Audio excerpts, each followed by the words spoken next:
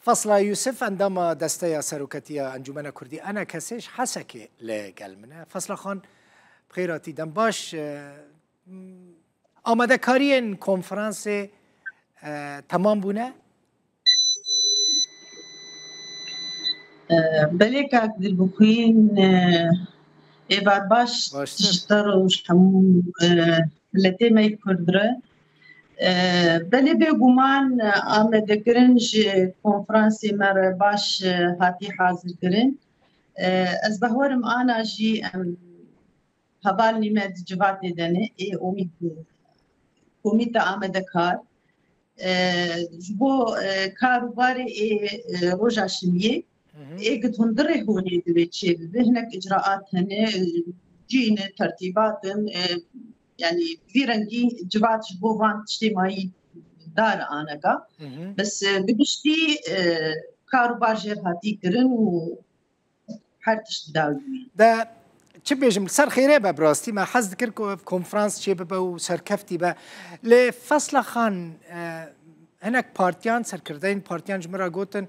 حتی دعوتنامه نگیشت بوان سبب چه بو کو و خواندن به درنگی کد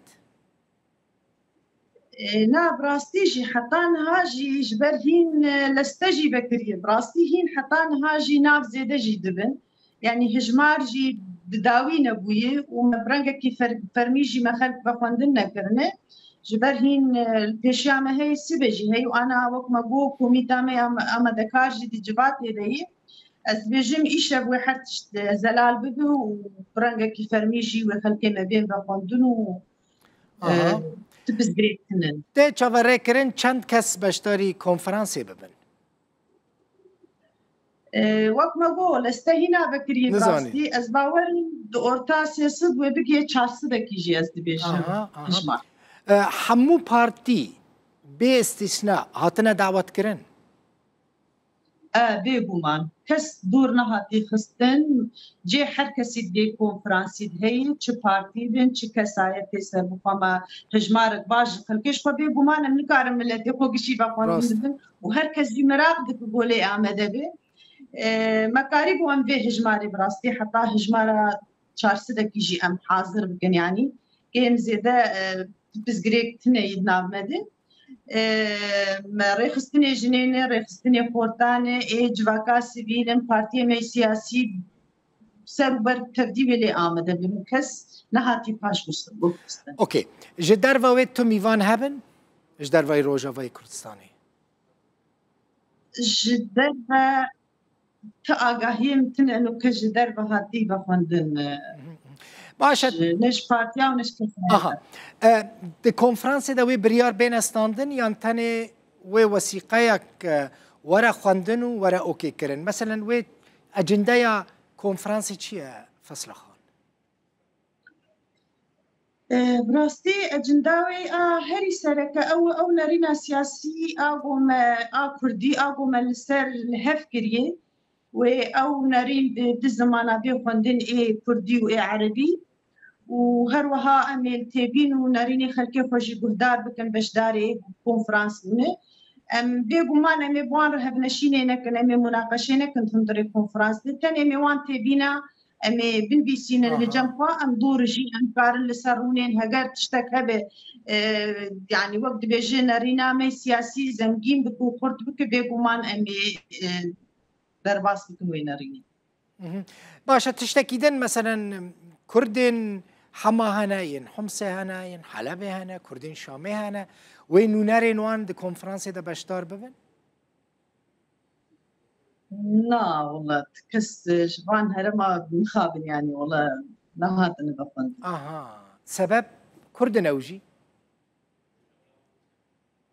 والله كردن اكيد بيقومان النظام بلكي هنا ولو او تكليه ما براستي ولو بخلكي حمار حمص كردي ما يود او تكليه ولو دانو صندني ما بوارهن كينا نخورتن براستي بلكي اوجي كي ما تبقرامي سياسي كردي جرجون خو بگين وانجي يعني كردين رسنن يعني اجمارا وانا كيمي 500 60000 كسب براستي الوان دران كرد دمينن هو دروجي بيجم كارن يولو بيكرن يعني في استياء إلى يجلك يجي بو أم تكليا بان خلقي فردكن أو جي بيجمان هستيواني نتوي كردن لحتى أنها مخابن يعني براستي أو كي ونديدنا ما وند تشينبي ورم سر مثلا يا شاندا كوي ورا آماده كرن شاند ويش چند كسان بيك ورا شاندا جبو دانوستاندن اللي قال شامي أنا شاند كونفرانس دي شوي نايه البجاتن تاني مبريار دي كونفرانس دي بيستاندن إنه مشاندا كردي آبا بكن أو شاندا بيشتي كونفرانس كاري داوي ببي أو گفتگوش بو شانده چی ببه حتی انها هجماراوی داوی زلال نبوی براست يعني شاند و تاني جوا أنا كسي وجبايا نكيبه يعني جيش در ويوا وي كس دناوا شانده ده جه بگره؟ ناوی هبن انجمانه پیدینه پیانگینه پارتیش در بیوانن ناوی هر کس جو خود شانده ببینم بگومان و من حردو آلیه سیاسی تنیب تشتكيدن وين نوناري أمريكا وفرنسا د كونفرنسي دا باشتار ببن؟ وك آگاهی الجمع حتى انها نوناري فرنسي دبيجاز باشدار نابن النظام هجر نارينا خبوب هرجنها وحتى سبا رجع كونفرنسا وتشكيدنه بس يعني حتى جارة داوي جيبو مويدتي بودي أم آمدن نابن امریکی دما گل واشنطن بو يعني تقوزي آمده ببن از بيمزي آمده ببن از بحورم از بيم بلكي أنا هاتي جيبور حوالي ما آگاهی الجمال إنه شاندري أمريكي هاتي روج آبا ام هيفين بو حاضر براستي حاضر بونا وان قرطبونك ناماك شحر كثير هم ج حكومتا شامر هم ج دولتي دوري مر براستي حاضر بوناوان ام ببینن يعني شكي قالك بالكيش وبرنج بومر آمده بالكونفرنس دي إجا أبجي بدقره سر رايا حكومتي وانكا بريارا وانتيت شبه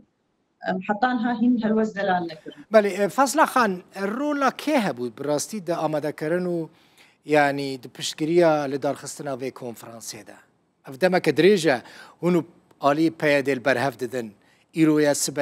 سبایل داری داویل سرخیری روزا شمی چید به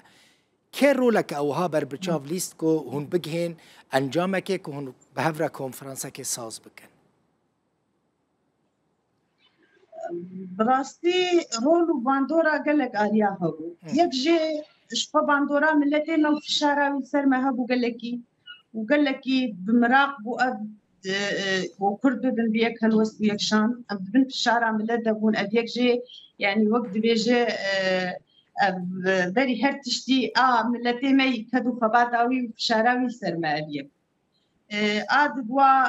رولا هرما كردستاني سروك مسعود برزاني وسروك نيجيرانجي رولا كقلك جرند بي مثلا هاني دبراستي وكرد ام بيك شان بن ويك هالوست بن گلکی آلیکاری پشتگیریش مرکرد به مسئله ده. آده رولا جنرال مظلوم جی براستی رولا گلکی گرنگلیست.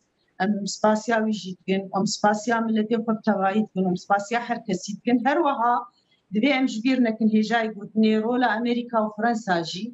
رولا گلکی گرنگ گلکی بمروسیان و گلک جوات بمرکرن و